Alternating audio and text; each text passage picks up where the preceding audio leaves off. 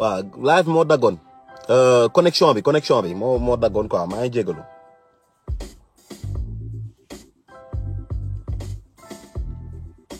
connexion bi quoi moo daw.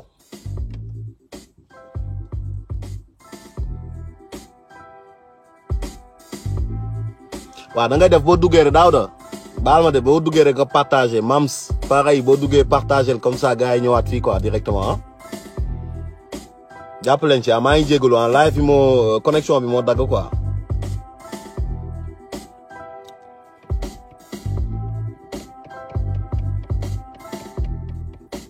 waaw ñëw leen fii ñu yeggale incha allah.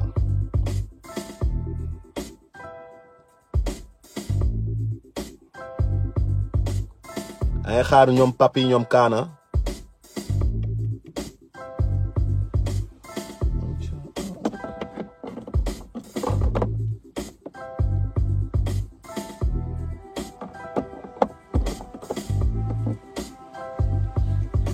waaw na gars yi ñëw rek damay xaar gars yi ñëw dugg si waaw comme ça ñu mën a tàmbale ñoom papi yooyu xam naa ils ont perdu le fil quoi parce que connexion bi moo daw ah connexion bi moo daw maa ngi jégalu. jaajëf waay Mohamed El Bachir ñu ngi lay ziar jaajëf mon frère. waaw dama doon def live bi dama ko commencé woon di ko kii rek après affaire bi coupé quoi connexion bi daw mais maa ngi wax gars yi ñu ñëwaat comme ça ñu mën a yeggali. na gars yi ñëwaat rek ñu mën a yeggali.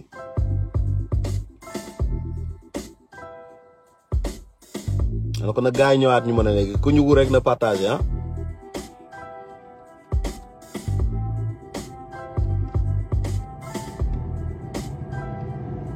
dugg rek na partager incha allah.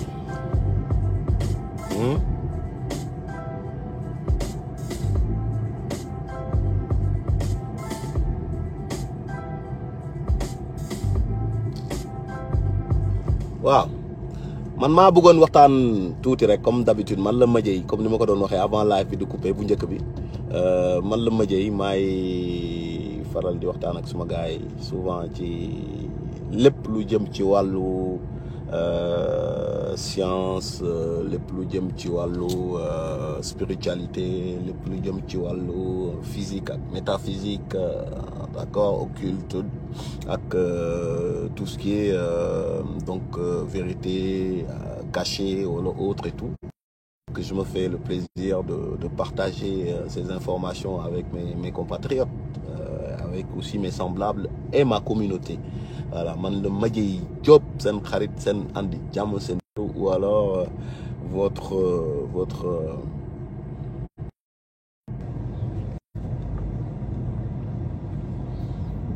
waa ji connexion bi moom doy na waar de la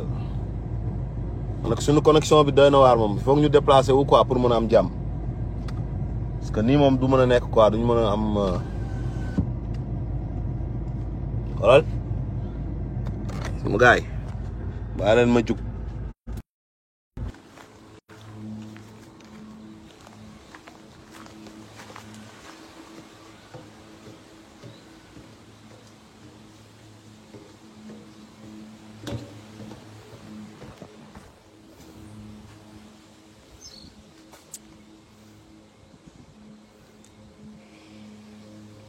gaa yi may am gaa yi may am parce que maa ngi am connexion nii quoi parce que damaa déplacé wu xam naa su ma toogee nii naa war a mën a am dara ko dinaa mën a war a am dara sa gaa yi ñi nga gis fi ma dëkk est-ce que du ma dindi filtre bi tamit aussi kii est-ce que du ma ko dindi def ko naturel comme ça yéen ngeen gis ma quoi parce que sinon waaw naturel bi moo gën a comme ça ngeen gis mu demee ci gannaaw ak ci kanam yëpp fi ma dëgg aussi dafa am lu ma bëgg a jël quoi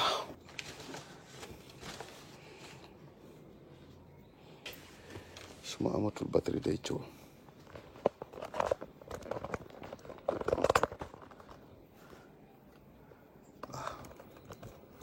waaw sax su ma defee nii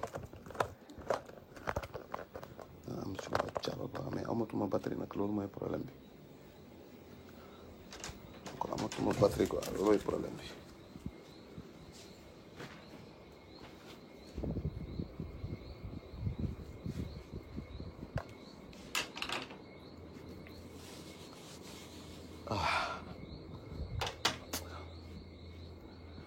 waaw mais lu ci des dem toog waxtaan de mais amatuma batterie nag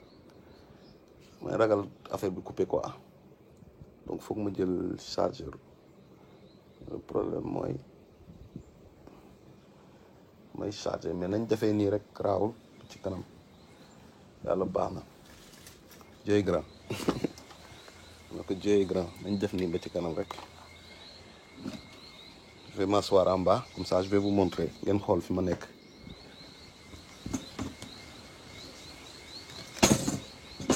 fii moom sama pied fa hop hop là allez mais switcher caméra bi hein comme ça vous allez pouvoir voir devant là voilà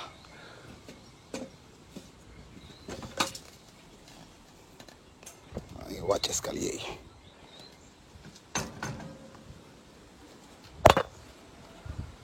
hop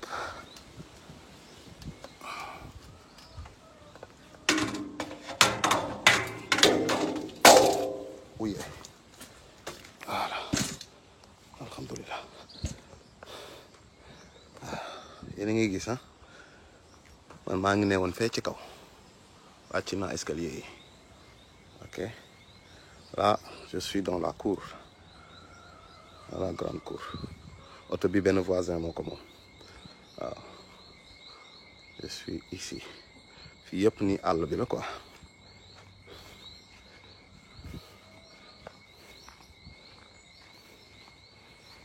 waaw est-ce que yéen a ngi gis àll bi nu mu toll gis ngeen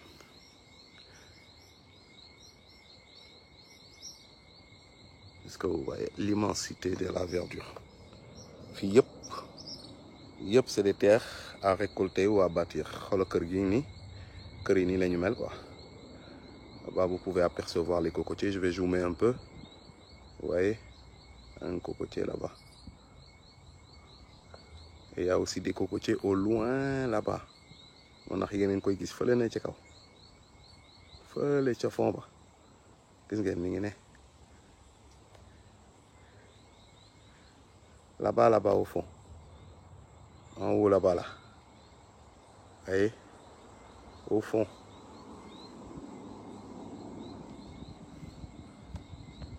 il y a aussi des maisons là-bas si vous pouvez regarder aussi voyez il y a des maisons kër yi nekk ci gannaaw foofu tamit ok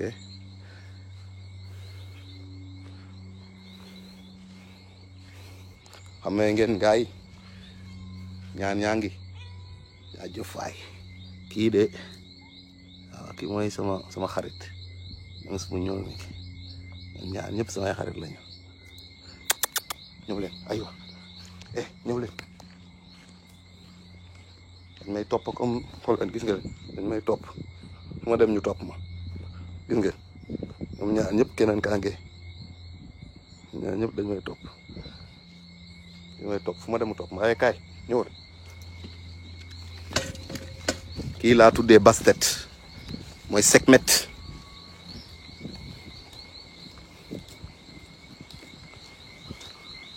ay viens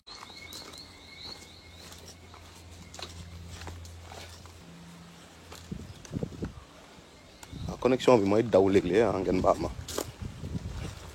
waaw léeg-léeg day daw quoi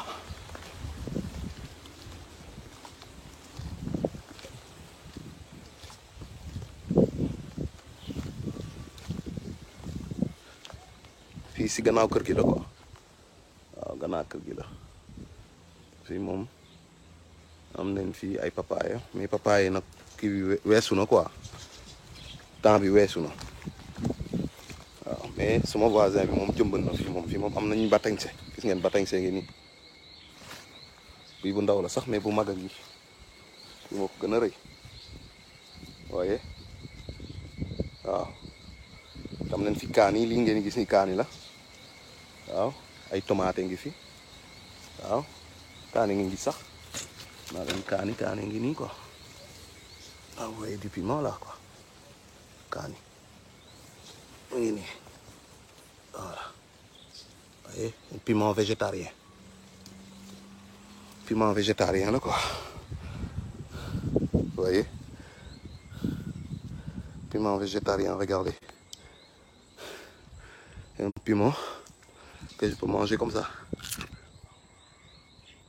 normal. Kii wu piment bi rek moo fi nekk mais saful kaani quoi.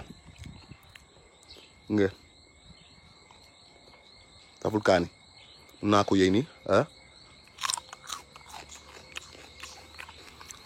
Xetu piment bi ak goût piment bi moo ci nekk mais saful kaani, saf na tuuti rek mais saful kaani yenn safi moom la ñu woowee piment végétarien, d'accord. C'est pas comme le piment beneen bi, donc mun nga ko lekk nii. Gis ngeen moom benn problème saful kaani quoi. ak la nati sax koko yaa ngi cocotier. Ah, vous avez les cocos.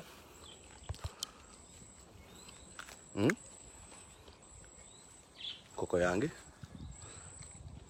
def nii rek jël benn, mënoon nañ jël benn sax dagg ko ñu xool.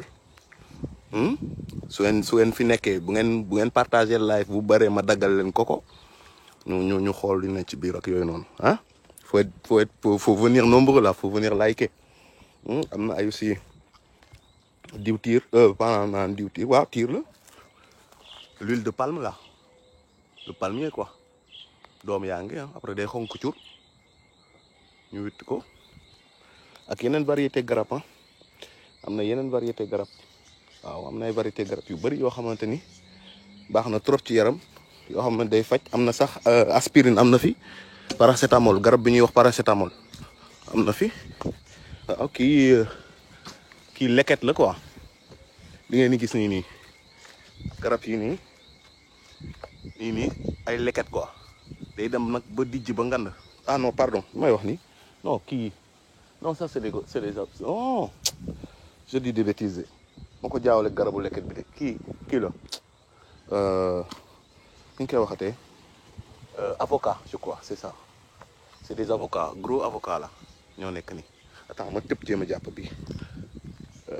xam man xam naa ko mën a jàppam déet wala ma jël bant rek moo gën de wóorul de boo fi daanoo ba sa loxoy da nga koy damm de moom ngeen yoo xam foo koy nettalee. xaaral je vais prendre benn bant, am naa affaire fële ñu xool lan la quoi. xaw ma na avocat la wala wala leket quoi, parce que fii dafa am ay garabu leket. parce que filmé naa leen garabu leket bu mag ak ay leket yi tuuma bëggoon leen ko wan. voilà gis ngeen ay banta ngi naa jël benn bant déjà. yow ñëwal, qu'est-ce que tu fais? ñëwal.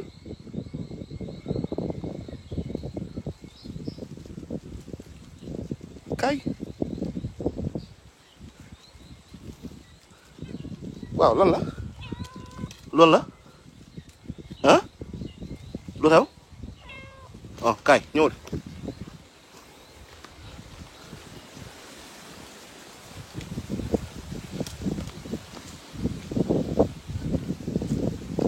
waaw mi ngi ñu dagg on xool lan la. là je prends un bâton. ok on va couper. voilà. est-ce que li ma ko xalaat la, est-ce que li ma xalaat. je croyais que c'était des avocats. ça a pas l'air des avocats, même sax ça a pas l'air des avocats.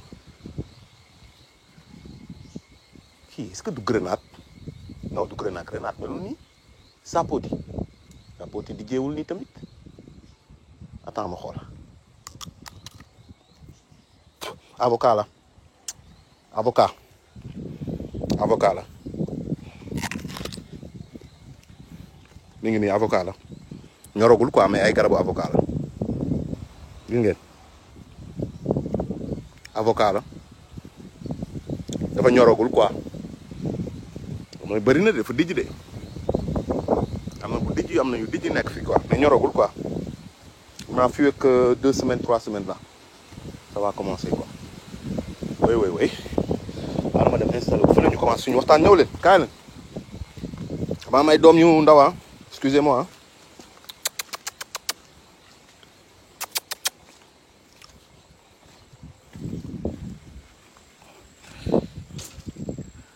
maa may doom yu ndaw voilà hop mo gaay maa ngi jégalu de maa ngi jégalu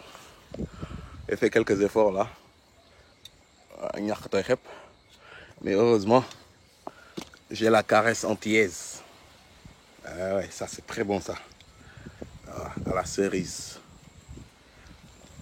waa gars yi maa bëggoon waxtaan ak yéen rek vite fait ngeen baal ma ci temps bi ma jël parce que je voulais faire des trucs vite fait maa bëggoon waxtaan rek avec vous là sur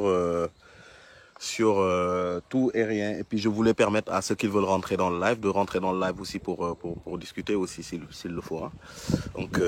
attendez je nettoie un peu parce que depuis 5 live bi dafay dagg parce que j'ai pas de connexion là je vais nettoyer un peu ngeen baal ma tey moom live wundu dëgg lañ ko def quoi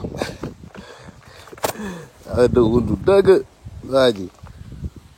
tey moom ma jëy moom affaire de wundu bi la génnee quoi je vois même pas clair parce que tellement y a de la saleté sur l'écran ngeen baal ma maa ngi jégalu waaw est-ce que nii baax na léegi dama bëggoon ñu waxtaan vite fait waaw du tout et de rien rek par rapport ak waxtaan bi ma am ak Cheikh Oumar Diagne sur sa page donc dafa defoon benn live et puis moom il était en train de parler et comme à son habitude ndeysaan ñu koy delloo njukkal bu baax Cheikh Oumar toujours pertinent et toujours au niveau yi ñu koy yaakaare wala yu ko gën a kawe sax waaw macha allah mention spéciale à lui tu vois Cheikh Oumar Diagne professeur suñu professeur waaw ñun ñoo ko def professeur nag ku mu naxare nag ak ku mu neexul nag sa affaire la ñun ñoo ko tànnal suñu bopp ñun ñoo ko jox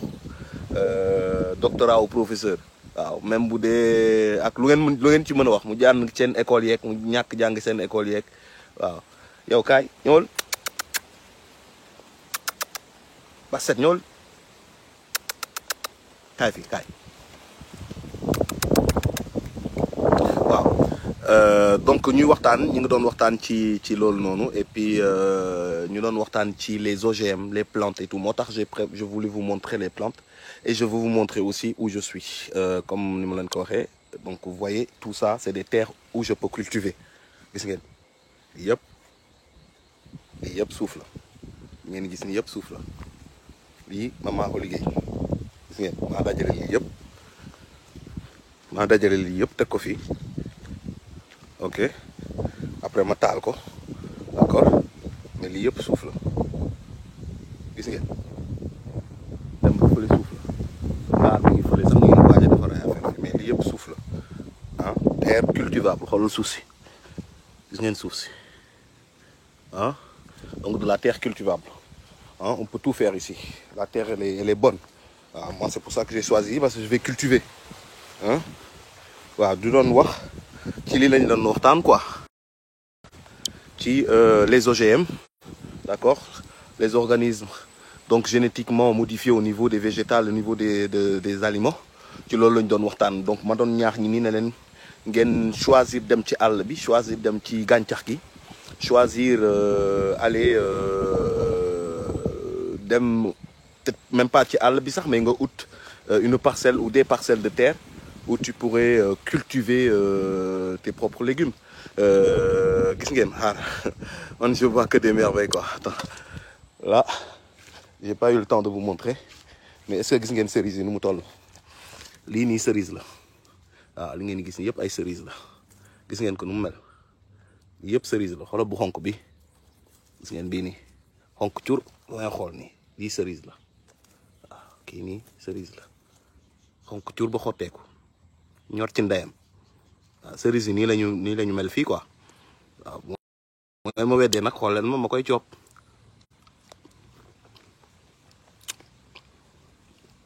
ah les cerises y en a partout son cas bi yëpp cerise la da nga gis ni yëpp attends yëpp ay witi c'est les cerises c'est du jus xonk quoi waaw tout ça.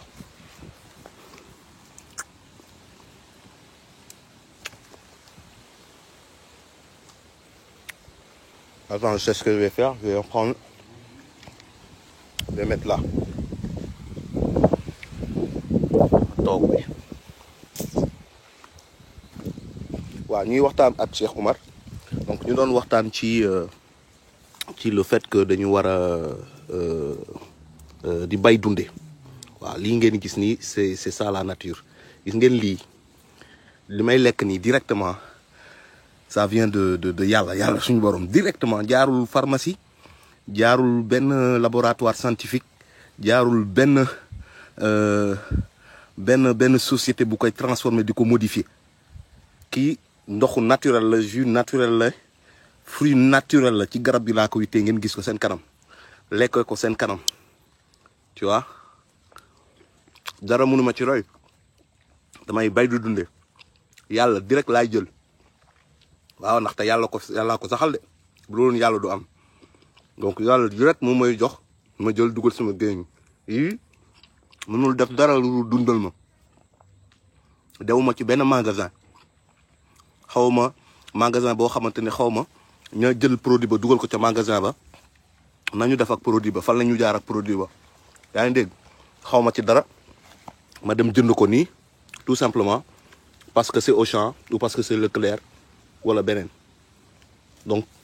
nañu gën a farlu ci géem a xool li ñuy consommer parce que franchement il y a des fois dafa mel ni ñun ñooy rey suñu bopp ñun ñooy xaru il y a des choses yoo xamante ni dafay gën a nduru lu muy gën a nduru mooy suicide parce que xam nañu on sait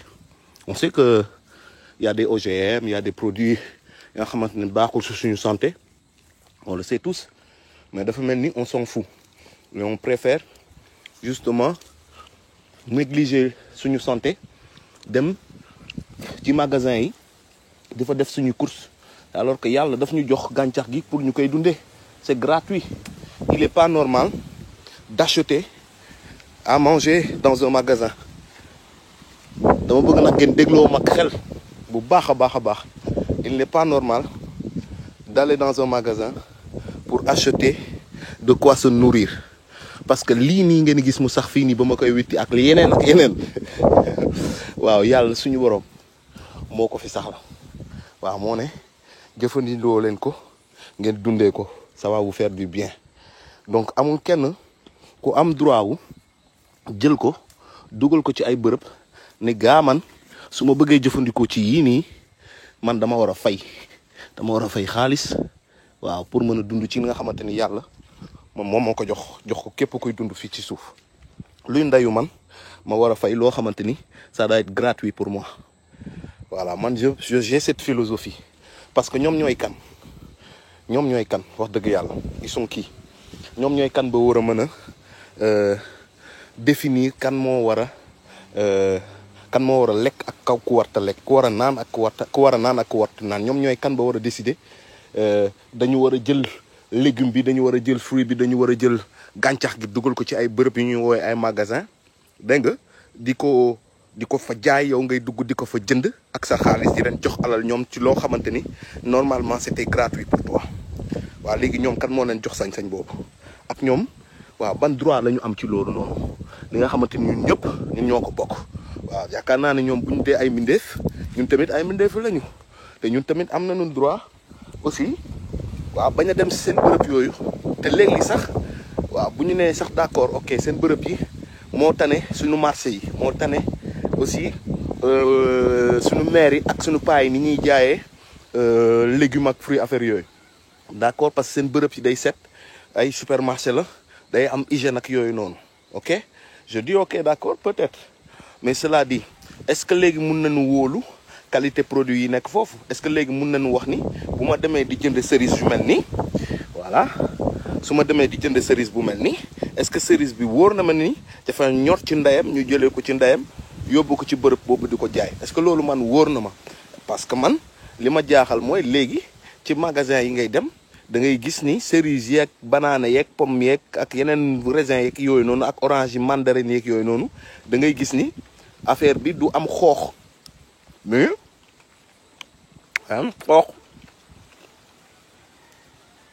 xoox baa ngi ñetti xoox ok am na si yoo xamante ni amul xoox lu amul xoox nag mooy ça a été génétiquement modifié. am na waaju dugg ci live fu Cheikh Oumar Diagne bi avant man ma doon waxtaan ak Cheikh Oumar waa ji dafa wax lépp ba mu leer nañ. Un gars tellement documenté qui sait ce qu'il dit il a tout expliqué jusqu'à t'expliquer gis nga OGM naka lañ koy fabriquer mooy molécule la bu ñuy jël ñu dugal ci biir donc c'est des gènes d'un aliment ou d'autres choses la ñuy jël ci biir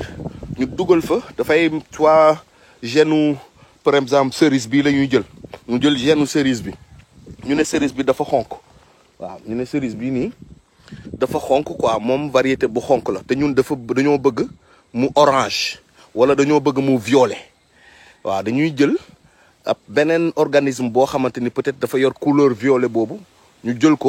jël gène yooyu dugal ko ci cerise bi ba cerise bi mën a mélanger gène am ak gène boobu noonu ñu dugal ci biir cerise bi mujjee doon cerise bu violet waaye cerise bi la mu doonoon ca ndeyam doonatu ko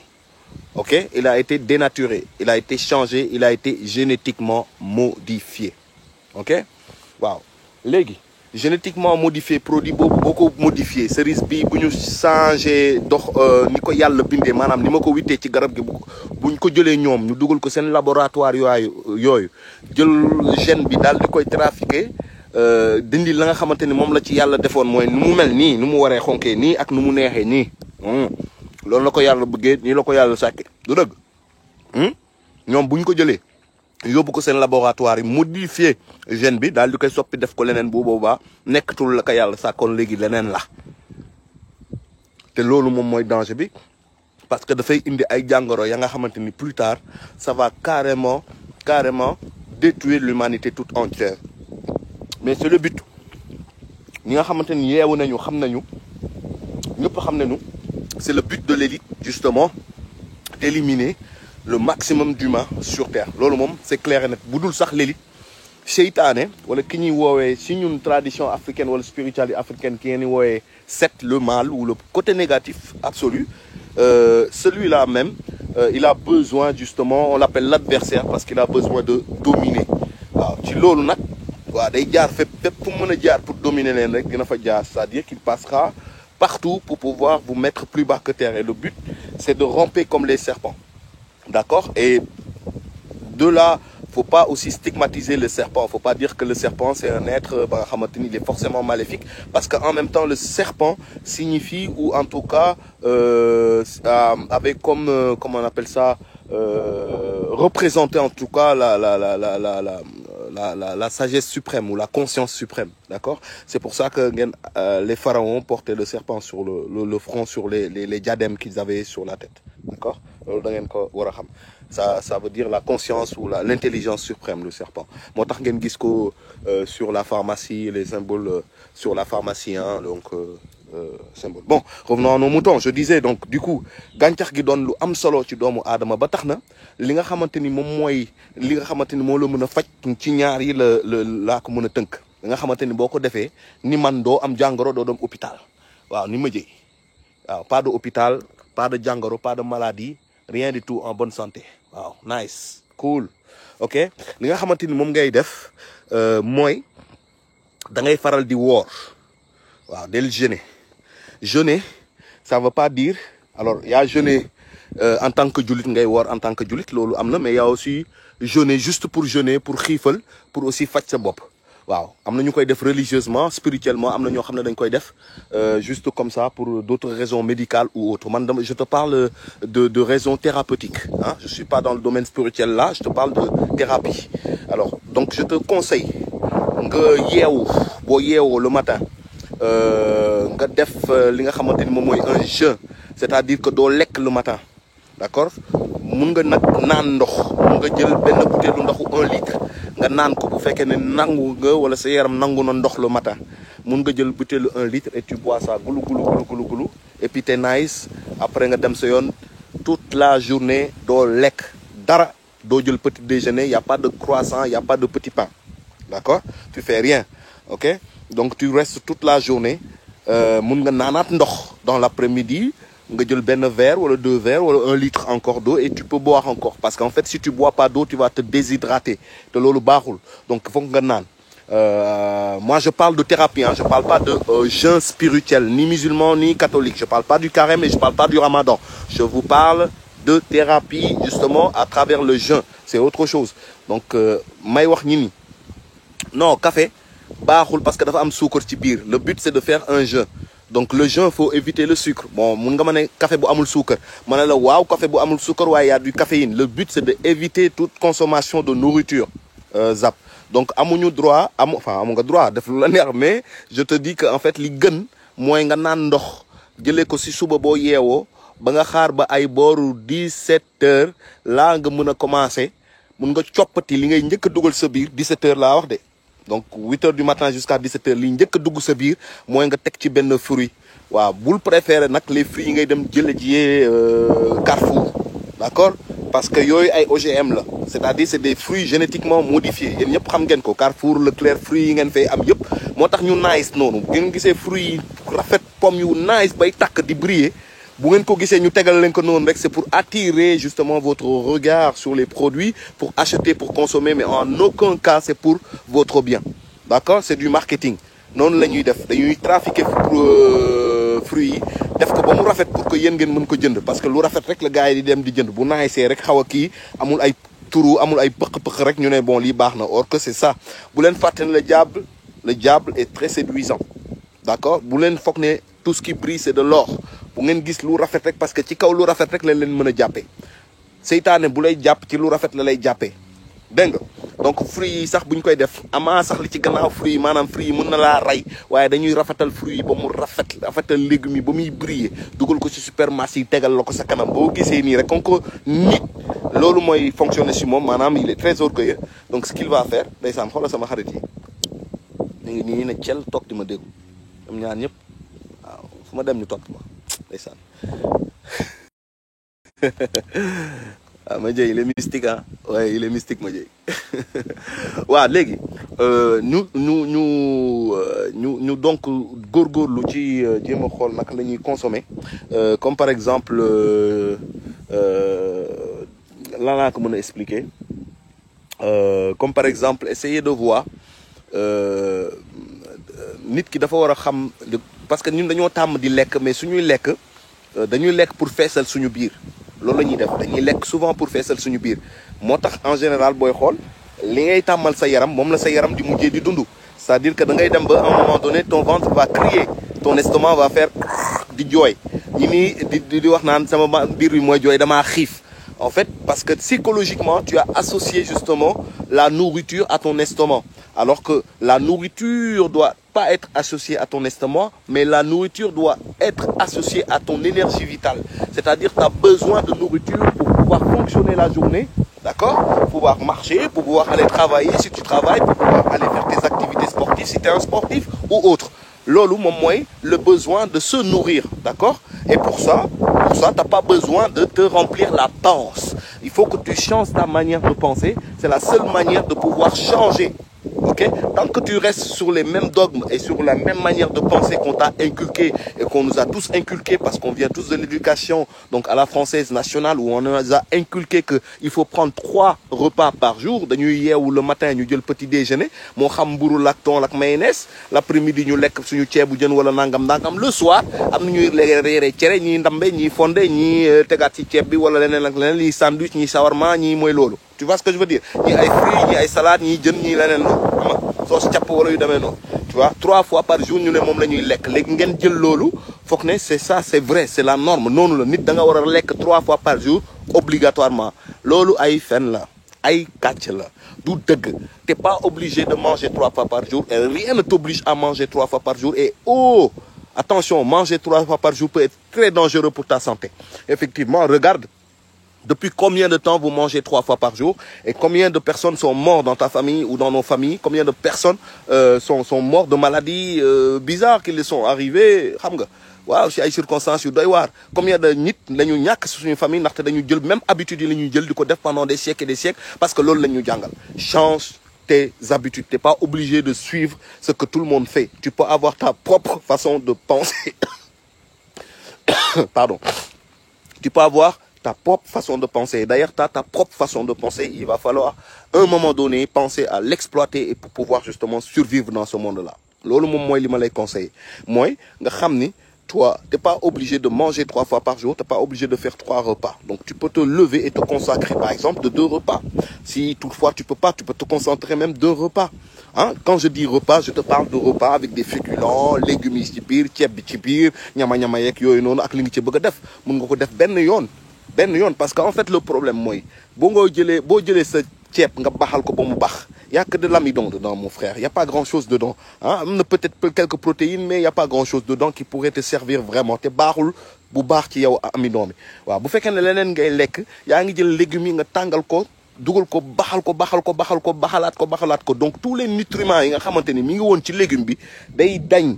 Munul nekk ci ceeb bi ngay togg, munul nekk ci repas bi ngay togg. Le boo toggee sa benn boolu ceeb bu ngand teg ci ngandum jën ak say ndawal, foog ne li nga lekk ni c'est très vitaminé, tu as de la force et tout, tu te trompes. T'as pris que justement t'as pris que ni nga koy waxate des calories, hein, et t'as pris de la graisse et de la mauvaise nourriture, donc du sel pourri et puis d'autres éléments, parce que sen chop yop lañuy def jumbo, lañuy def magie, hein, surtout jigéen ñi def ci jumbo, def ci magie, des produits nga xamanteni ça a été prouvé par A pour B, ñepp wax ne ni day yomal góor, day feebarloo, day indi des problèmes au niveau du rein, insuffisance rénale ak yenen des cancers et puis voilà, impuissance chez l'homme aussi, d'accord? Yoy yep xam ngeen ko, mais vous continuez quand même à aller consommer quand même ces produits-là et à le manger, croyant que ça va vous donner une bonne santé. Lolu mënul leen jox bonne santé. Mënul nekk lekk yàpp bu bëri, ça fait ñaari at ma leen kay wax ñu mat ñett ñi ma ko doon wax au début yëpp ñoon ñi nenam bàyyi neen ñi nenam wàññi neen waaye ñeneen dem nañ ba nenam non loolu mënuñu ko bàyyi parce que ci nit la nekk. D'accord, bu fekkee ne nit il est destiné à manger de la viande ak lekk yàpp ju bëri lu tax seen bëñ yi yàlla dagg ko mu am ay kanine ngeen mel ni ay muus ah comme sama waa ji ni ah lu tax melu leen ni kii xoolal kii bëñam ah ba set ah wan ma say bëñ bugo ok ah bañu muus bañu xaj bañu gaynde bañu segg bañu bukki bañu gis ngeen ni ñu wel ak bañu requin ñepp ñi nga xamanteni yalla da leena sak ngir ñuy lek yap da leena jox ay wé pour ñuy agripper yap bi ay wé yu gudd yu ñaw yo xamanteni buñu jappé sen proie neen ko mëna agripper ak ay bëñ nga xamanteni yalla da ko segg ba nga xamanteni bëñ yi buñu maté luñu mat day dal di dag non leen yalla bindé lo tax ñom ñuy lek yap yow nak ma expliquer la lu tax ngay lek yap yaa ngi lekk yàpp parce que dafa am lu ne ci biir lu la ci neex ci biir yàpp boobu mooy les protéines animales yi nga xamante ne moo nekk ci biir yàpp boobu ngay lekk waaye protéine boobu ngay lekk te mu neex la ci biir yàpp bi mooy indi cafka bi moo tax mu neex la yàpp neex la waaw moo tax nga bëgg ko quoi léegi protéine animale boobu nekk ci yàpp boobu noonu ki nga xamante ni moom moo borom yàpp bi moo xam xar la moo xam bëy la moo xam nag la moo xam lu mu mënti doon kooku noonu borom yàpp bi moom ci boppam waaw borom yàpp bi moom boobu nga bi la neex boobu borom yàpp bi moom ci boppam moom day lekk ci gàncax gi moom maanaam xar mi wala bëy bi wala leneen la nag leneen ci gàncax gi lay dund ñëw brouté par terre bëy beeg xar beeg nag bi ci la ñuy lekk ci ngooñ gi gàncax gi la ñuy dundee waaw te ñoom li ma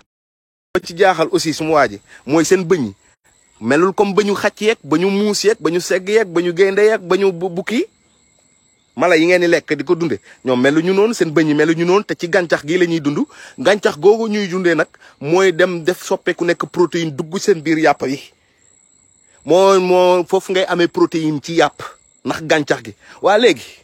boo demee ba xam loolu du muus nga yeewu nga tuuti am nga xel boo demee ba xam loolu léegi lan mooy ndeyu ngay rey mala mi pour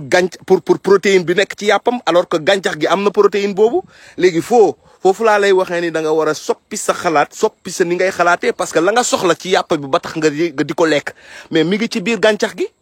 mais bu fekkee ne goût bi moo la neex ci yàpp juste le goût d'avoir de la viande dans la bouche et le fait d'avoir de la gourmandise parce que c'est un gros gigot d'agneau et que tu as envie de t'empiffrer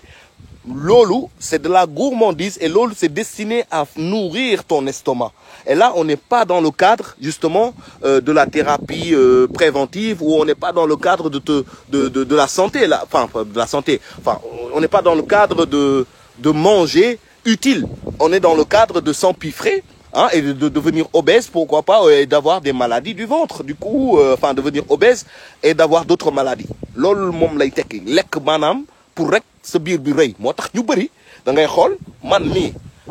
je vous dis yeen ñep fekke ngeen sama anniversaire il y a pas longtemps. Il y a pas longtemps, j'avais un peu de ventre mais à force de faire du sport et faire un peu d'effort, voilà, j'ai un peu fait d'effort hein. Du ma len won sama biir bi nu mu kiwé ni mais nice quoi. Tu vois? Je me porte bien quoi, j'ai pas de bidon, xam nga. Je me mangi gorgolu mais j'ai 42 ans, tu vois, et 43 même je crois. Je crois, tu vois, mais on est là, tu vois, famille. Mais sama yay morom ñu bari ñu melni man am sama ben at ñu tolo mais ñu ci bari ils ont la calvitie seen biir yi toll ni ñoo xamanteni sax légui dañuy papalu, tu vois, sol c'est di grand boubou parce que xam nga moy lolu biir yi ni voilà parce que c'est chaud. Du deug moy manam top li nga xamanteni mom moy dundal sa biir bi ginaar gi dibi yi xam nga meew bi ciom tek ci soow jël ngat di boolu soow jël tek ngat di boolu dibi dóor xam nga waaw mais après bëgg dem sport mënul nek ba après tek ceebu jën l'après-midi plein de dëwliñ y a rien qu'on mange qui est utile. On mange vraiment pour se rendre malade. Les Sénégalais, dans sa routine quotidienne, ils mangent tout ce qu'ils consomment. C'est rien que du sucre, du sel et des calories pour le rendre malade. Et c'est ça le résultat final. Il y a beaucoup de maladies. Souvenez-vous, qu'est-ce qui se passe aux Sénégalais du fièvre? Mais parce que, en fait, on mange inutilement. On mange inutilement, non seulement ils mangent inutilement, et en plus de ça, tu sais que quand tu vas aller à l'hôpital, hein, les infirmiers et les gens qui sont là-bas ne te prendront pas en soin comme il se doit. Xam nañu ñëpp problème yi hôpitaux yi Sénégal yi di jànkonteel. Donc nga war a jël donc des mesures responsables mooy maanaam xam parce que yenn yi xaru la moom laa doon wax sànq ma ne la yenn yi xaru la am na yoo xamante ni waroo ko def parce que boo koy def dafay nuru da ngay xaru.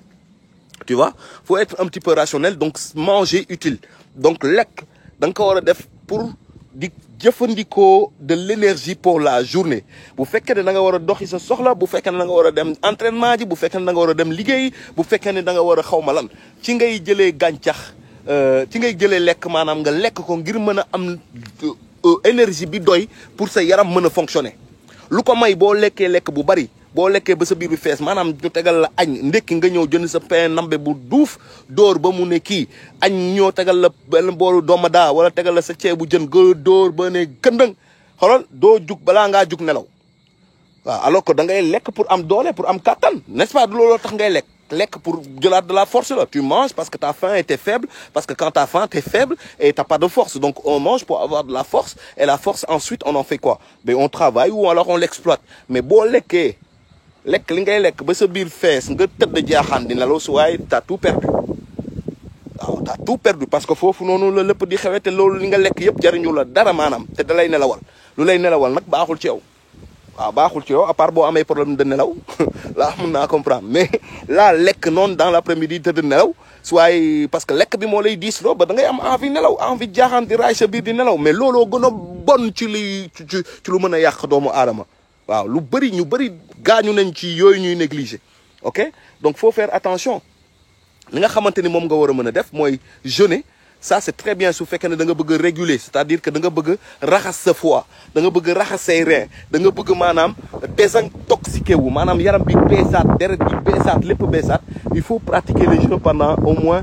allez donc 3 à 4 semaines maanaam lu mat weer ngay yeewu tous les matins boo ko mënee au moins 3 à 4 fois la semaine. Pas tous les jours de la semaine mais 3 à 4 fois la semaine soo ko mënee yeewul le matin nga ne tey du ma lekk dara du dugg sama gémmiñ du mburu du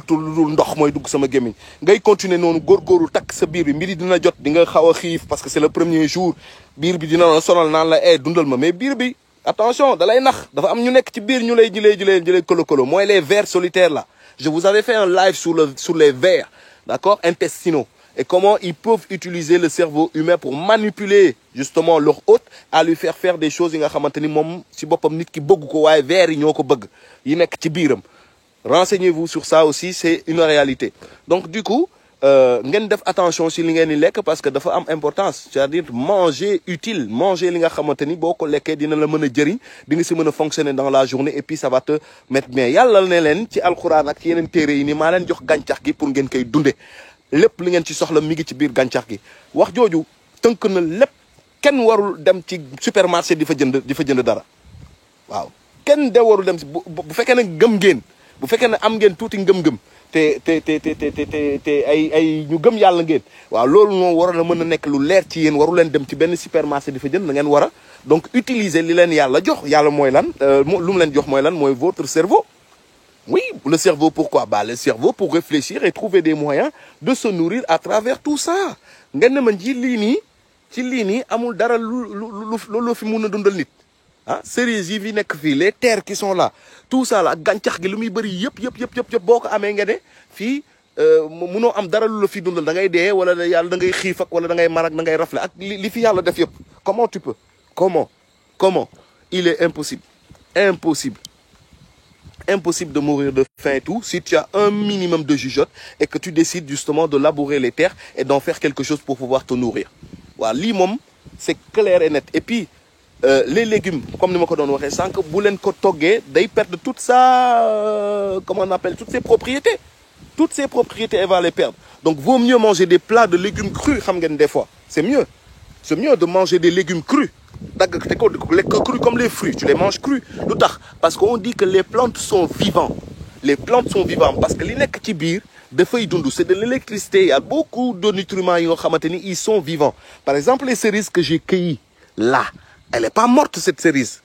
hein? Celle-là elle est pas morte elle est bien vivante l'énergie circule encore dedans et elle n'est pas encore modifiée ni elle s'est atténuée hein? Parce que elle a atteint sa maturité donc mun naa ko jël lekk ko toute l'énergie et tous les nutriments qu'il y a dans cette cerise là vont aller dans mon corps et vont servir mon corps d'accord mais su ma ko baxaloon tey jii ba mu bax génneewaat ko bëgg ko lekk du ma lekk dara lu dul des fibres mais du ma amati les nutriments qu'il y a dans la cerise donc du ma jëriñ dara réellement ok donc on mange pour se charger en énergie donc lekk utile changer sa façon xalaat booy jëlati dara di ko dugal sa gémmiñ xalaatal lan moo nekk lan la mën a def sa yaram wax naa ci live bu Cheikh Oumar Diagne ma ne suukar bu weex c'est de l'illusion parce que àddina bi ñaar yi ñoo ko tënka dafa am naxe mbaay ak dëgg vérité ak illusion moo ko am lépp luy illusion seytaane ak njabootam ñoom ñoo koy gérer lépp li nga xamante ni mooy dëgg la vérité moom mooy la réalité kooku yëfu yàlla la réalité nag sama gars yi moom mooy lii parce que lii c'est réel mi ngi nii di sax ngeen koy gis mi ngi nii si suuf si lay jóge wàcc yéeg ba ci kaw waaw yàlla di ko saxal lii c'est réel waaw maa ngi nii di ko laal c'est réel waaw léegi lii nii kii c'est pas réel kii c'est pas même si je dois pas le boire ça hein tu sais en temps normal su fekkee ne man maa ngi ci li may wax bu baax mais y a moins de produits chimiques que dans les autres et tout moo tax ma tànn bi mais kii c'est pas réel mi ngi ci boîte dañ ko fabriquer ci usine la jóge kii daanawul ci garab gi kon kii su ma koy naan lu bare kii am na nu muy demee ak produits chimiques yi nekk ci biir mun na ma def musiba du dëgg lii c'est de l'illusion lii c'est de la réalité ok gàncax gii nii kii nii c'est réel ah gàncax gii nii kii nii c'est réel waaw kii moom c'est réel mais lii nii c'est de l'illusion suukar bi nga xamante ni moom moo weex muy suukar bu weex bi ngeen di jël di ko def ci soow meek ci ataaya meek ak ci jus yeeg ci yeneen suukar bu weex boobu noonu c'est de l'illusion parce qu'elle n'existe pas dans la nature amul donc koy jël nga fabrique ko comme ni ñu defaree bouteille bi ni ñu defaree jus bi ma leen wan nii waaw suukar bu weex bi tamit dañ koy fabriquer usine génnee ko jox leen ko am nu ñu ci yokk ba suukar bi daal di weex waaye suukar bi nga xamante ni moom mooy dëgg moom mooy la vérité et la réalité contrairement au sucre blanc qui est de l'illusion moom mooy le sucre brun moom mooy bu marron bi sucre bu marron bi mooy le sucre de canne bi nga xamante ni ci canne à sucre la jógee directement boobu moo gën a moins dangereux que sucre bu weex bi donc gis nga booy def ak yàlla da ngay doo am problème doo am benn problème mais boo commencé def ak illusion mooy tout ce qui n'est pas réel là tu commences à avoir des problèmes et des maladies xoolal bu baax li ma lay wax et natt ko ci bépp fànn tu vas voir quand tu fais avec l'illusion ça va t'attirer des problèmes. Et quand tu fais avec la réalité, t'as aucun souci. Nañu àgg ci kaw ba charger batterie parce que waxoon naa leen sànq j'ai plus de batterie et j'ai peur que le live il coupe quoi. Hein? Comme ça ñu yeggali waxtaan bi damay bañ live bi dagg donc maa ngi delluwaat ci kaw comme ça je charge la batterie hein du dëgg. Allez sama gars yi allez venez xoole i comme ay xaj quoi ah ma ne ko comme ay xaj quoi ay muus laa yore yu mel ni xaj xool c'est grave ah fu ma dem ñu topp ma ku ma kenn laaj nag ma jëy lu tax ay muus yu ñuul di la topp man xaw ma ko man mii sax sama wàllu bopp mënuma laa wax muus yi daal sama kër bi ma dëkkoon lañ ma toppee bi ma leen amee ñi ay xale yu ndaw lañ ma jël leen di leen dundal boobu ba léegi natta ñetti at ñu ngeek man comme seen yaay maay seen papa maay seen lépp ñaari muus yu ñuul la bu góor ak bu jigéen waaw man rek la ñu am lu ma leen wax ñu def maa leen di toppatoo ba ñu mel ni ñu mel waaw tout ça c'est moi samay muus la ñu quoi ñu ngi nag je vais vous le présenter après ñu yeggali waxtaan bi kii moom mooy Misis muus mu ñuul muusub siiru gis nga ko nu mu rafete ah kii xam nga du muusu Sénégal yi de si waay kii dañ koy jox mu lekk di ko dundal di ko raay di ko toppatoo am boy wuyul yow madame wuyul voilà ñu dem charger téléphone bi avant mu live bi di couper quoi parce que je veux pas que le live il coupe comme ça on continue suñu waxtaan parce que waxtaan bi am na solo waaw am na solo lool donc alors moi je prends ça.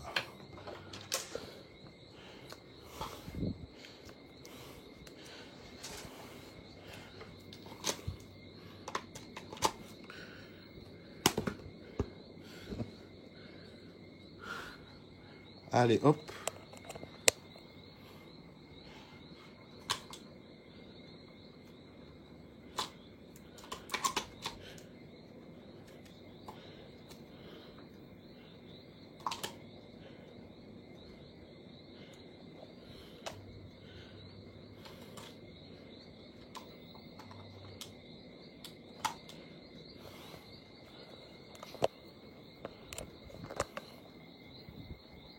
Voilà.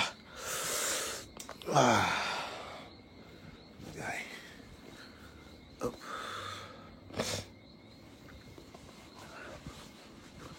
Gars yi demuma de maa ngi nii de damay kii rek damay toog branché affaire yi mu chargé voilà là ñu ñëwaat c'est bon je suis là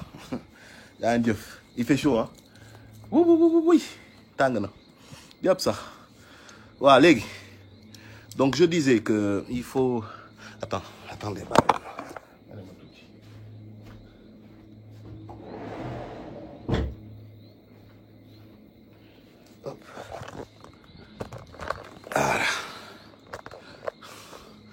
voilà donc je disais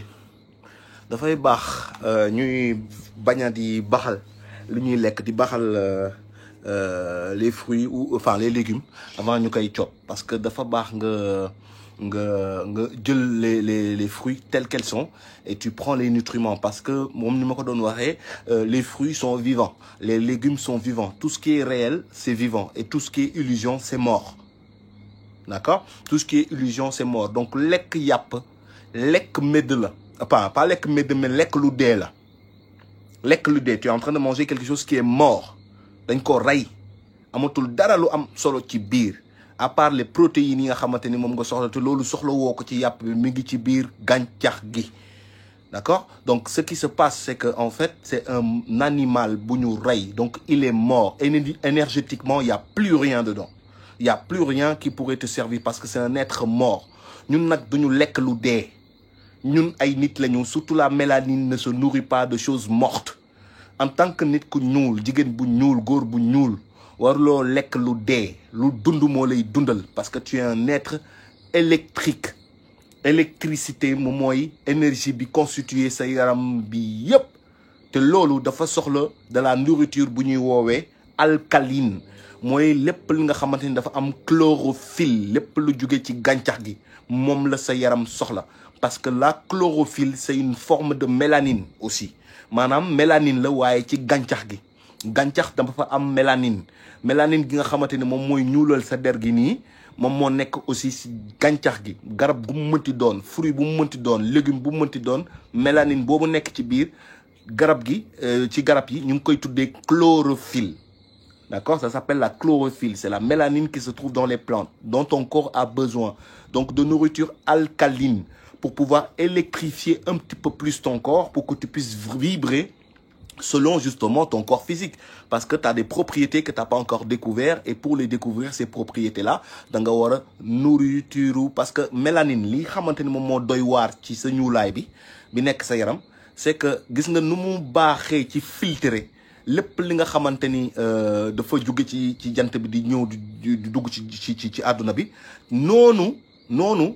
la lay gaañee parce que lépp luy toxicité mi da nga koy jël yow mi ñuul lépp lu bon luy toxicité les ondes Wi-Fi les trucs 5G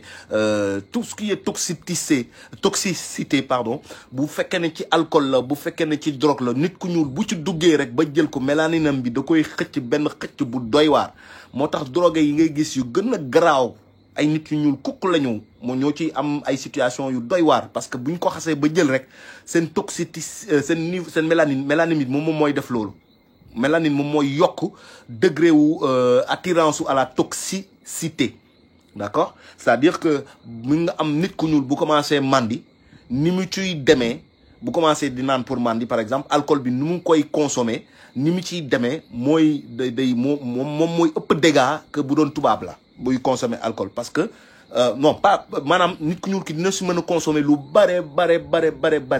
mais day am dégâts yu catastrophique parce que yaramam mélanine bi moo mën a concevoir loolu moo mën a consommer loolu et en plus de ça il dépend de ça en fait donc li gën ci nit ku ñuul ki mooy mu def am environnement boo xamante ni il est pas toxique parce que sa mélanine va s'adapter à cet environnement et améliorer cet environnement pour que nit ki mën a sentir un bien-être. C'est ça, faut étudier la mélanine pour comprendre ça. Sur la mélanine, c'est extraordinairement extraordinaire. Tubaab bi mi ngi ko tuddee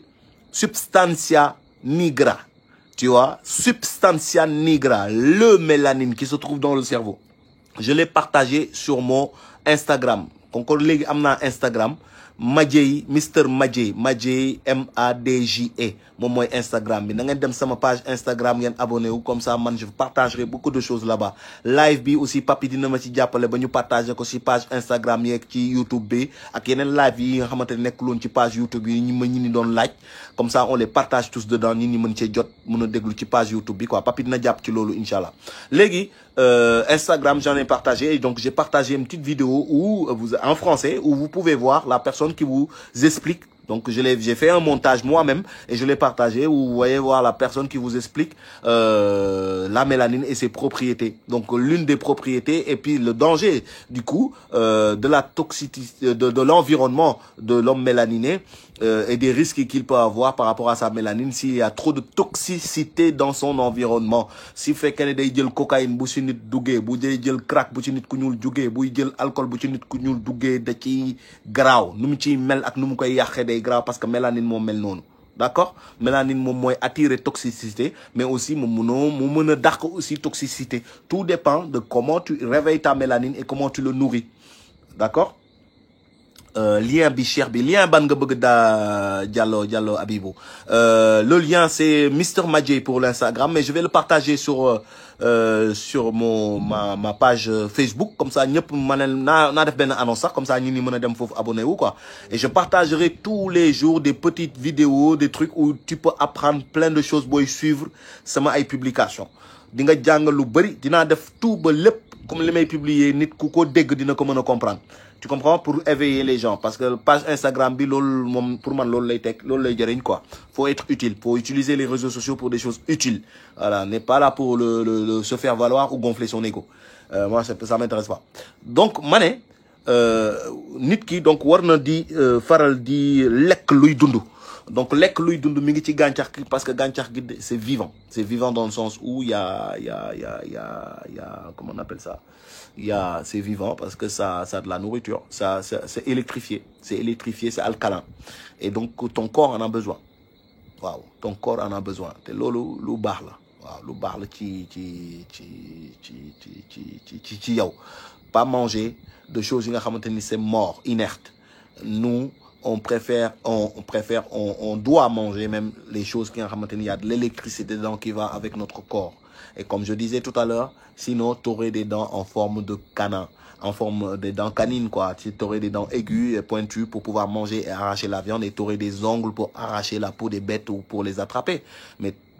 t'as pas tout ça, donc ça veut simplement dire qu'on n'est pas destiné à se nourrir de la manière dont on se nourrit. D'accord? Donc premier lieu, def le jeûne. Donc de 8h du matin ou de 7h du matin, ça dépend de l'heure où tu te réveilles, jusqu'à 17h de l'après-midi, et après tu peux boire de l'eau. Mais le jeûne s'arrête vraiment à 19h. À 19h, tu t'arrêtes et puis là, tu peux prendre un repas. Et ton premier repas peut être, par exemple, mun nga def, mun naa la jox benn astuce boo xamante ni man daan naa ko def, damay jël sama mango, ça dépend, mango yu neex yi laay jël, mango yu baax, ma daggate ko def ko ay petits carrés yu bari, def sama assiette, d'accord? Ma dem dagg samay papaya, def samay papaya, daggate ko def ko ay petits carrés, def sama assiette, d'accord? Dagg sama avocat, dagg ko, def samay petits carrés, def sama assiette, d'accord? Su ma paree ma am sama ni ñu koy waxatee, am sama ay pois chiches, ma dëgg samay pois chiches, d'accord, sotti ci kawam, daal di def samay poivron, ma daggati ko ay daggat yu sew, xam nga, def ko ci kawam, dagg samay tomate daal di sotti ci kawam, noonu après ma jël sama benn vinaigrette, donc damay jël laaj, jël huile d'olive, d'accord, def ci tuuti poobar, après def ci tuuti xorom, yëngal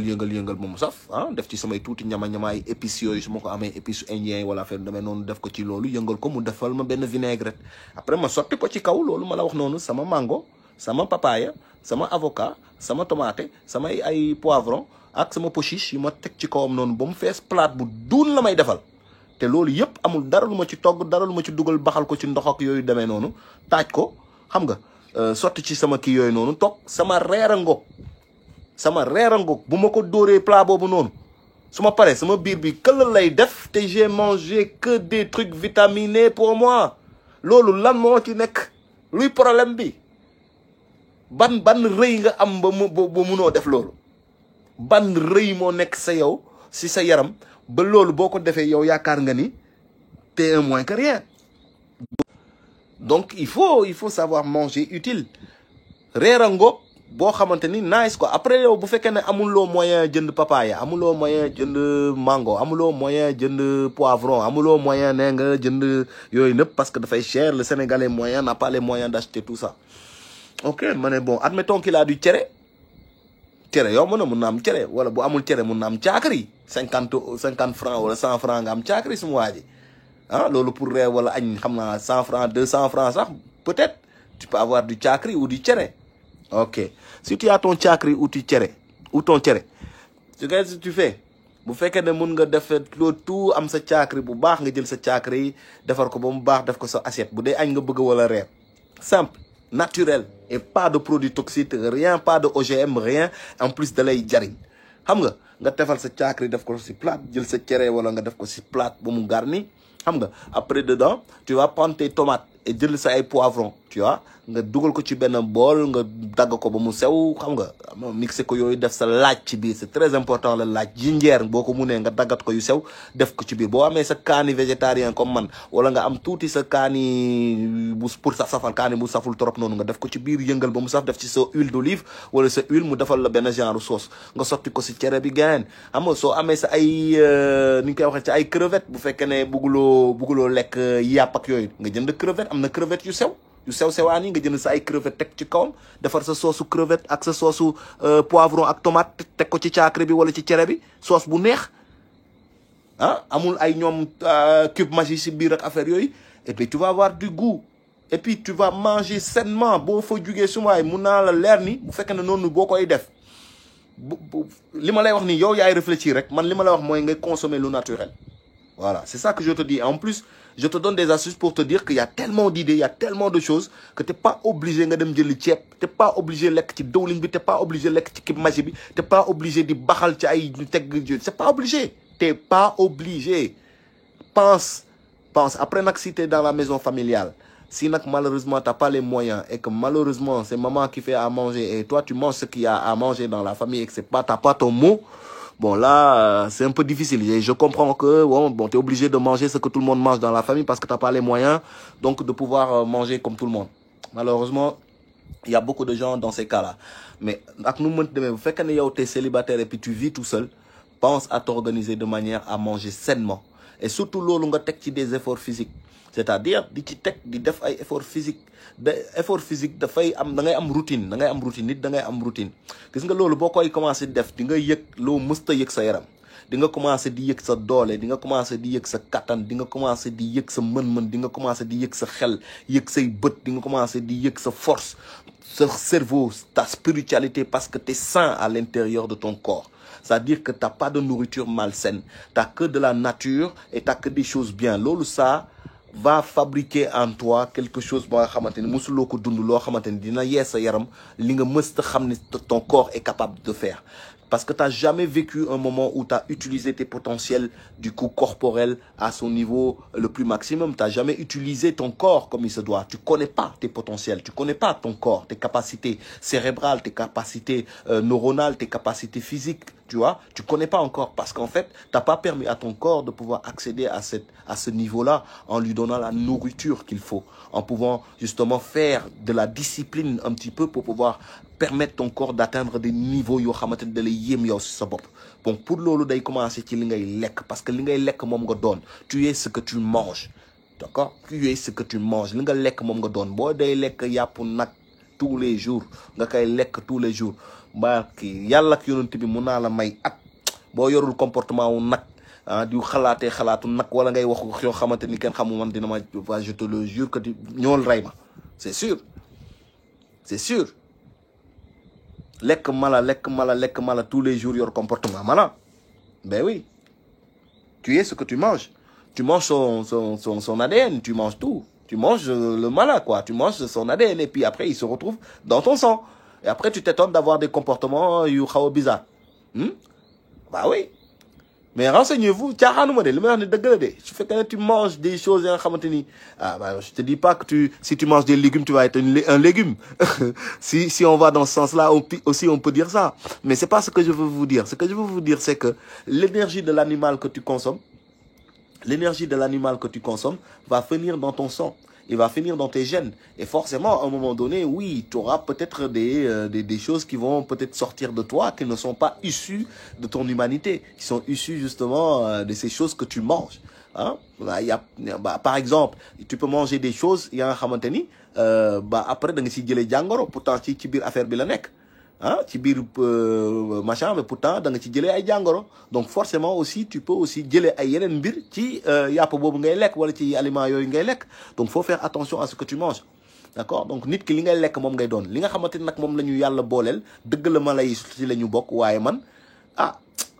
gisuma fenn ci saaru alcorane de fu yalla waxé ni ray len mala bi ngeen lek ko waaw jël len mala bi ngeen ray ko ngeen kay dundé waaw man di gisuma ko Kouko xam nak peut-être mën na mako wax quoi waaw man gisuma ko même dans la Bible que je connais j'ai pas de verset où il y a ça quoi. Après il y a des sacrifices des enfants d'Israël. Ils ont fait des sacrifices justement à leur Dieu plein de fois. Et leur Dieu des fois dedans il disait que l'odeur de la viande lui plaisait. Ça c'était très bizarre aussi dans la Bible hein, pardon. Yalla wax ni yap bi xegn bu xet bu mu koy xegn da ko neex quoi. Lolou mom daf ma xawa jaaxal trop. Mu ko liré mom ma yéem. Bon, ça c'est pas le sujet. Mais j'ai jamais entendu ou vu dans un verset ou du Coran où Dieu a dit carrément man yalla manan nit yi insaan jël len mala yi ngeen faat len di len dundé. Alors mom doyna wa trop ku ci xam nak peut-être dama djum na wala ma réré mbir ku ci xam ou celui qui connaît ce verset là, il a qu'à me le donner quoi. Là où Dieu dit dans le Coran, vous pouvez tuer ces animaux là et les manger pour vous nourrir. D'accord? Donc, non, tu peux pas tuer des animaux et puis te nourrir avec. Par contre, ce qui est fait pour ton corps, c'est justement les légumes et les fruits et la gàncax ñax mi lépp lu jóge ci moom mën nga ci def lépp et dundee ko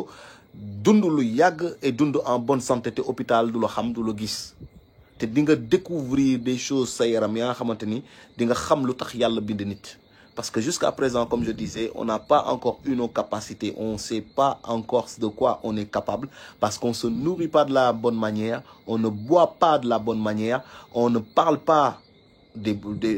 bonnes choses, on ne dit pas des bonnes choses et on ne pense pas les bonnes choses. Parce qu'on nous a programmé. On a mis un programme dans notre cerveau, d'accord, qui nous fait penser comme des occidentaux des fois. On pense comme des tubaab parce que xelu tubaab la ñu jël dugal ko suñu bopp yi xalaatu tubaab la ñu jël dugal ko suñu bopp yi fàttaloo ñu suñu bopp ba on ne sait plus qui nous sommes et nous pensons comme eux. On est devenus des Grecs. On est devenus des Grecs. On est devenus des Grecs. La civilisation gréco-romaine maintenant, leur mentalité a été installée par programme dans nos cerveaux. Maintenant, on marche et on parle comme les Grecs anciens. Et on est tous noirs, africains, peu importe. Le but, c'est de revenir à toi-même. Revenir à ta propre personne, revenir justement à tes propres croyances spirituelles et autres qui feront de toi la personne comme les autres. Si les autres, ils ont leurs croyances et ils ont leur propre façon de voir le monde et les choses, tu dois avoir le sien aussi. Hein, tu as ta médecine, tu as tout pour pouvoir te faire et te parfaire. Pour man, il est temps de te concentrer sur les plus importants. Man, je suis l'exemple parfait et je le montre à travers mes actions. Je suis dans l'action. Je montre des exemples. Je me mets en exemple. damay jël sama bopp sacrifier ko wan ko ñi ni comme ça kenn mënul wax mëjey day wax dans le vent parce que man ce que je dis je le fais depuis le début j'étais en accord avec mes dires gis ngeen ko yàgg naa leen ko prouver tey jii maa ngi fii je vous dis que je suis encore d'accomplir ce que je vous disais il y a 2 ans waaw ñu may reetaan ñii di wax naan kii dafa waaw mëjey li may wax ni tey jii yéen ñëpp d'accord ngeen ni ñu ngi jëm ci àdduna boobu ëllëg ak ci biir ku ci amul sa jardin def ci lonkiir pour nga am loo lekk dina la të bàyyi leen xel ci loolu bu leen jàpp sama wax yi ni comme ay waxu dof bàyyi leen xel ci loolu ëllëg ak ci biir et ça va pas dans pas longtemps je te promets c'est d'ici 5 ans maxi 6 voire 10 ans maximum vous allez voir et même moins de 10 ans je pense que même dans moins de 10 ans il y aura un grave problème de nourriture sur la planète et les gens qui y sont sortiront je dirais pas que j'en ferai partie mais man j'aurai moins de problèmes en tout cas dans ce sens-là parce que jël naa samay précautions dès le départ stocker de la nourriture cultiver pour pouvoir vivre et puis être indépendant ne dépendre de personne ne dépendre de personne ne dépendre d'aucun organisme waaw du ma dem ci benn magasin na maa ngi fay dem di jëli ay lekk ak wala yooyu noonu kërëb du ma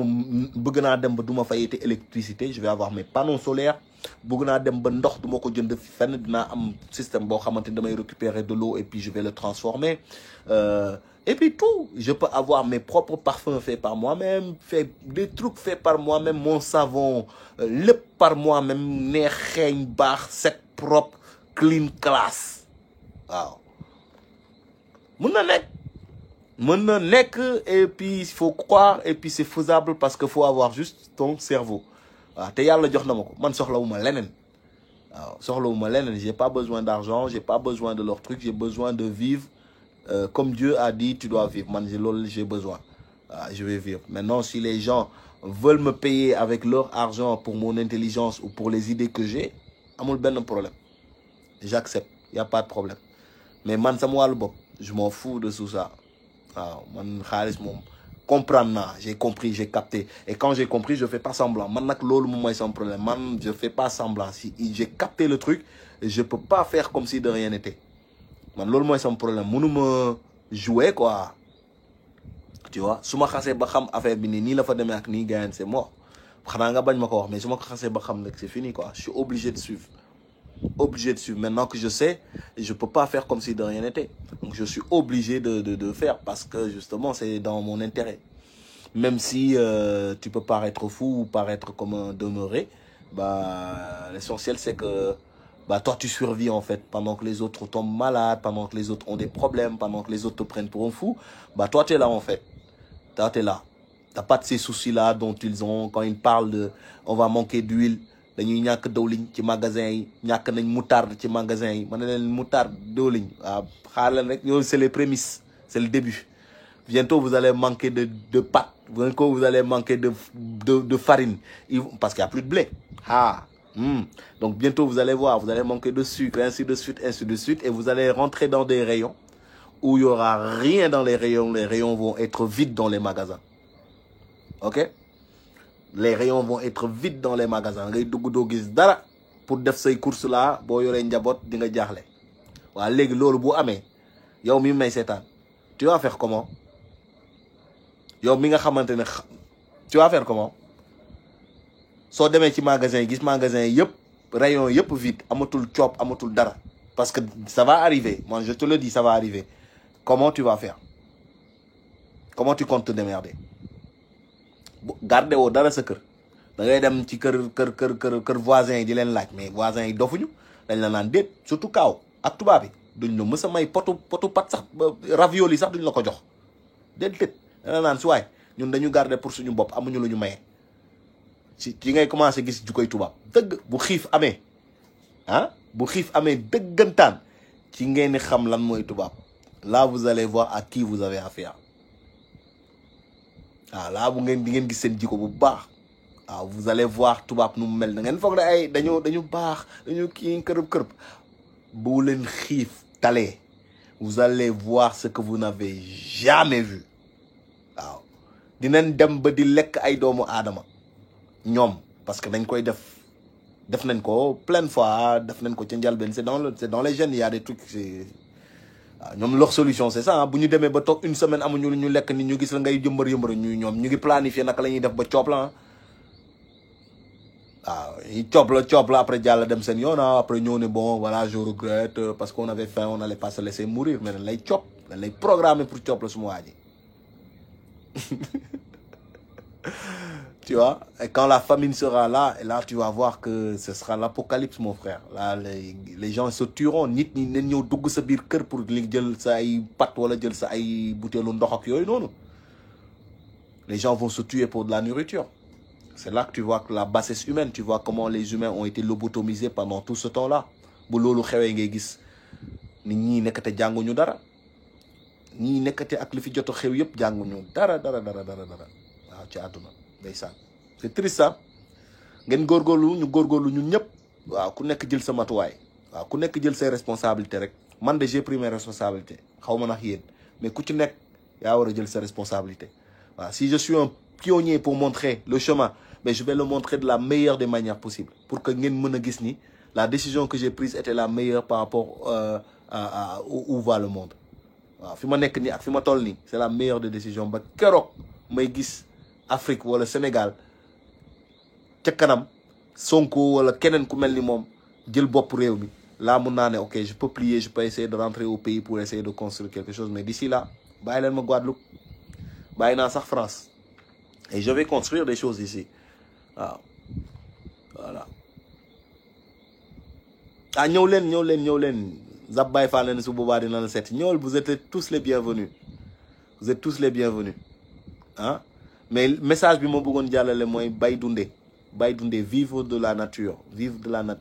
faire pousser des fruits et des légumes pour pouvoir en vivre. def leen ko parce que loolu moo leen ciy génne, loolu moo leen di tax invité ay jàngoro. Bëgg ngeen ñàkk jàngoro. Gis nga jeûne bi ma la wax nii boo ko defee 3 fois par semaine 3 fois par semaine nga def jeûne bi def ko pendant 3 mois 3 mois 3 semaines 3 ans là t'as 9. Mon frère jàngoro dootu la dalati pendant lu yàgg 3 semaines 3 mois ou 3 ans mon frère. Du jeûne yeewu le matin jusqu'à 17h nga naan sa ndox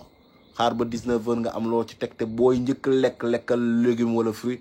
suwaay loolu boo koy def doo mus a tàggali kooku wér gu yaram. Tu vas être en bonne santé et puis di nga mën a gis ay mbir ci sa ay gént parce que amatul gis nga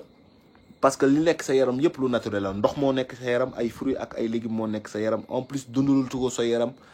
ay nourriture yoo xamante ni c'est inutile. En plus de ça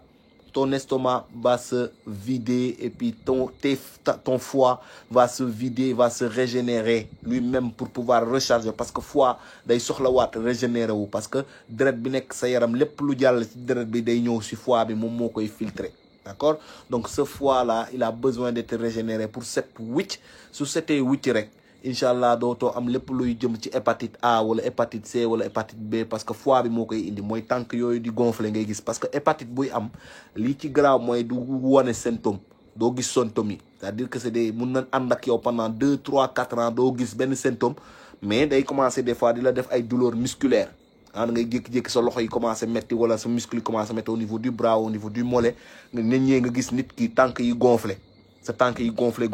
wala loxo yi gonflé des fois c'est hépatite c'est les prémices de l'hépatite qui commencent à venir te mun na am A bi garaawul trop mais B bu ñëwee rek mooy sa deret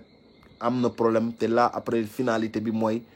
dinañ la mujjee defal ay dialyse ngay soppi sa deret tous les jours wala tous les 2 jours wala xaw ma ñaata fan par ñaata fois par semaine te boobaa coono la loolu coono la feebar boobu mooy insuffisance rénale d'accord ngeen bàyyi ci xel lépp lu koy indi rek mooy ñàkk lekk lu sain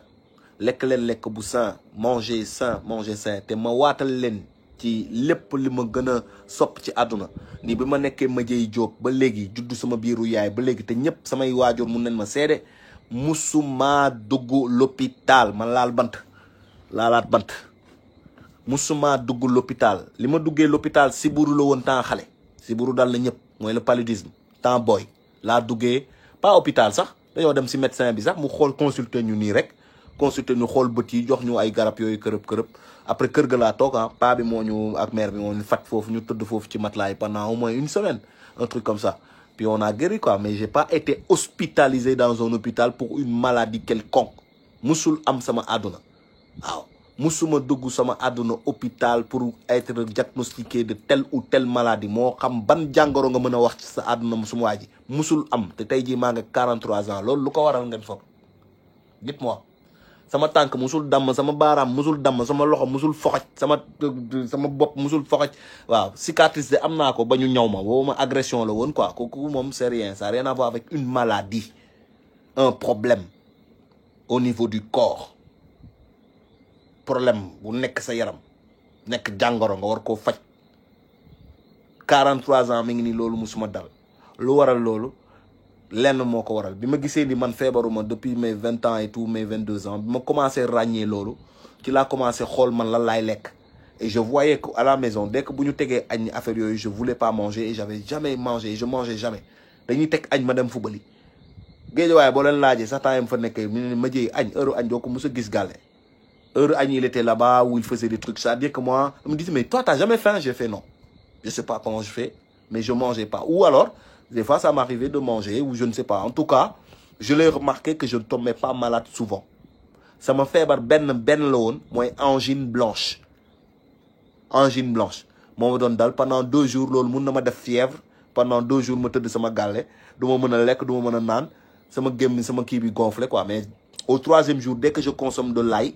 laaj laay jël lokk ko yëy ko fanaanoo ko ak jinjeer mu tàngal tuuti après may naan tuuti thé ak jinjeer ak ay et puis 3e jour c'est parti quoi loolu moom mooy sama feebar ku ma xam ku nekk bu ma gisee ma tëdd nii rek xaw a kii rek xamal ni loolu moom ma dal quoi angine blanche ou c'est gonflé mais gëj na ma dal bi ma ci jógee ba léegi yàgg na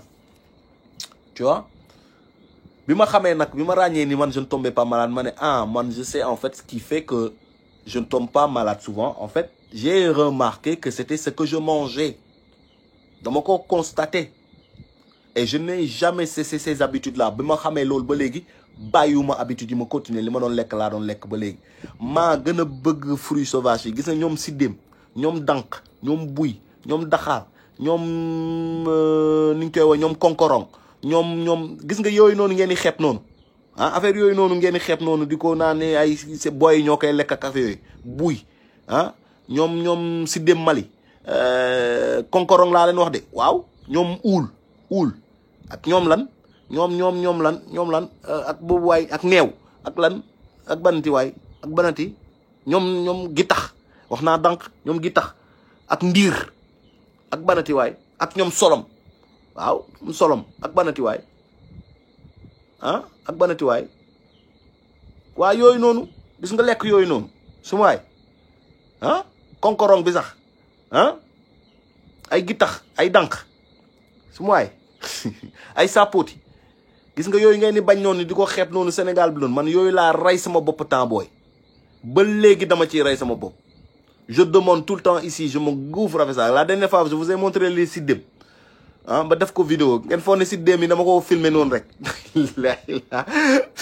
dama ci roñ ba mu fees dell def ci saak bu ngan indi sama kër dama cee lekk ba tumbeerlu gerte tubaab am pagaay fii damay jël fii pañe bu fees dell ñëw toog fii di lekk rek gerte tubaab toute la journée après toj xooxi nag fii jël samay ay graines am graines yu ma séché am graines yoo xam ne dama koy coop noonu quoi tu vois parce que fii gars yi duñu laal gerte tubaab yi quoi dañ koy bàyyi muy wadd day ñor ba tombé kenn du ko xool gars yi amuñ taluñu ko sax man may ñëw gis gerte tubaab yu jaune yu nice ñu may xool di ma sourire ma witti ba feesal sama saak laa lay wax ni ba mu fees ñetti saak yóbbu gàlle waaw coop ba mooy loolu tu vois tu passes y a des mangues nga dagg ci mangue yi lekk ba doyal laa lay wax ni suma waa ji qu'est-ce que t'as besoin yooyu noonu moom moo lay téye tu vois yooyu moo lay téye y a plein de trucs faut savoir nature bi da nga koy xam yàlla lépp la def ci nature bi si tu connais les choses qui se passent dans la nature tu peux pas tomber malade mon frère c'est trop tomber malade jamais de la vie Pout laa màggee dama jóge centenaire bi ma jógee centenaire pas Pout laa màggee mais Pout laa doon dem vacances Pout Mali Kumba wetu àllub kaañ foofu laa doon demee vacances ci àll bi donc famille bi ma nekkoon foofu famille Ndoyeen bi ma nekkoon foofu ñoo ma xamal àll bi xamal ma lépp ci garab fa laa jàngee takk mbaam takk seret wëgg mbaam dawal seret naka la ñuy fasee mbaam naka la ñuy fasee seret waaw xam naa naka la ñuy fasee mbaam ak seret takk ko ba mu ne ñokk toog ci kawam ne ko ali mu ndaw loolu man mën naa ko fàttewuma je sais tout xam naa nu ñuy góobee xam naa ileer xam naa àll xam naa garab xam naa gàncax xam naa ji xam naa nu ñuy bayee xam naa nu ñuy góobee waaw tu comprends mun naa saxal lu bari j'ai tout appris là-bas c'était magnifique xam naa nu ñuy sax rëbbee mosuwaay njombar sax nu ñu koy rëbbee dañ la koy jàngal ci àll bi nu ñuy fiiree picc sax dañ la koy jàngal ci àll bi nu ñuy jàppee mbëtt dañ la koy jàngal ci àll bi waaw si ndax yeeg yëpp waaw tout j'ai tout appris ñun dañ doon dem ci àll bi bay sàcc gerte dem def suñu ndëpp xam nga ko xam loolu dañuy sàcc gerte ci benn voisin dañ doon dem jël dugg ci àll bi sàcc gerte jël ci ay saak yu bëri feesal ba mu fees dell dem dugg ci beneen tool bi xam nga jël gerte gi yëpp tasaare ko ci suuf def benn cercle noonu après ñu jël ay brin quoi ñu teg ko noonu ci gerte gi noonu ay beaucoup de brin beaucoup de gàncax yooyu noonu après ñuy taal gerte gi daal di koy suul xëptal ma ngoog Amadou Mohamed Ndoye wax na ko xëptal ma naan dëpp waaw xëptal ñu jël gerte gi suul bu ñu suulee ñu taal gerte gi ci suuf gerte gi tàkk gerte gi tàkkee ñu bàyyi ba mu ñor pëtam kii nee na xëptal kii nee na pëtam la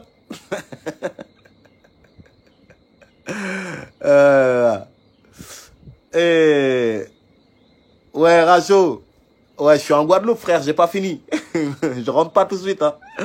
Je vais rentrer plus tard frangin enfin est-ce que je vais rentrer je sais pas je suis là je suis bien Rachou big up mon frangin force à toi frangin big up et ouais pëtam on rentrait dans la machin et puis on faisait notre truc et puis on mangeait bien quoi et puis après jékki-jékki rek tourner rek borom tool bi génn hey sàccaay rek ñu daw gain nii mën tu ramasses tout ce que tu peux et puis tu cours avec ñu daw génn àll bi waa ji dàq ñu laa wax nañ ku ci rëcc ba kii rek nice quoi après c'était marrant temps booy dundu leen nel génération 2000 bi dunduñu ñun ñoo dund génération 79 78 80 ah 81 82 yooyu noonu ñun ñoo dund affaire bi waaw ñun ñoo xam affaire yooyu noonu tu vois temps booy temps jouer égat ah temps ñoom kocc ah temps ñoom ah temps yooyu noonu temps lekk dànk temps ñoom xam nga waaw ñoom pain pastel pain mayonnaise pain thon booy xamatuñ loolu lu dëgg c'est peut-être toutes ces choses là qui nous ont maintenus en bonne santé lekk màdd buntu école lekk ay ñoom tool xam nga ah lekk ay ñoom uul ay ñoom dànk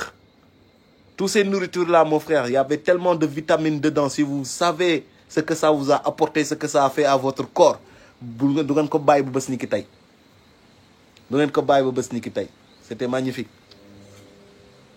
billaay loolu ça fait de moi man ça m'a forcé sur beaucoup de choses moo tax lu bëri man du ma dal parce que yooyu ay vitamine bu ñu jëloon ñoom sump ñu jàng li nekk ci sump def ci ay jus du sump laa sump ñu def ay jus de sump ah xool qualité sump lu nekk ci biir propriété sump xool si vous allez être étonné bu ñu jëloon dànk xool propriété dànk lu muy def ci yaram ak lu mu mën a faj ak lu mu mënta faj ak affaire yooyu bu ñu jëloon ay ñoom ndiir jël lee le meew bu nekk ci ndiir ñu jël ko toj ko bu génnee meew bi nekk ci biir pour def ko ci ay bouteilles di ko jaay doomu aadama yi mu remplacer le lait de vache ak le lait yi nga xamante ni moom ngeen di lekk te baaxul mooy le lait animalier ndiir dafa am meew ah bu ngeen ko doon jël di ko extraire pour jël meew bi nekk ci biir su waaye ay ñoom uul bu ñu ko doon jël di extraire la poudre pour pouvoir faire des galettes avec ou faire des choses su waaye mën na la ay ñoom gi tax def ci ay jus xam nga ah y a tellement de choses mais il suffit juste qu'on croit en nous il faut croire en nous pour pouvoir extraire ces choses-là et en faire des produits di ko jaay ah darkase bi ah jël ko xoox bi ñu ngi koy jaay xoox bi darkase bi ñu ngi koy jaay France sax dañ ko jël di ko jaay moom mooy noix de cajou ah mais ñu mel ni ñoom ndiir par exemple ñu mel ni ñoom uul par exemple ñu mel ni ñoom sump ku leen laal kan moo wax seen wax kenn bëggu leen kenn xalaatul sax ni ñii mun nañoo indil économie bu baax ku xoolal rek ku jëloon sump di récolter sump yëpp jël ko def ko ci ngandi kii extraire ñam bi nekk ci sump def ko jus def ko ci ay bi kon dama koy lancer waat comme que ça bëgg la waaw je vais le relancer attends baal leen ma je vais relancer le live ñëwaat leen tuuti li ngeen ñëwaat je vais relancer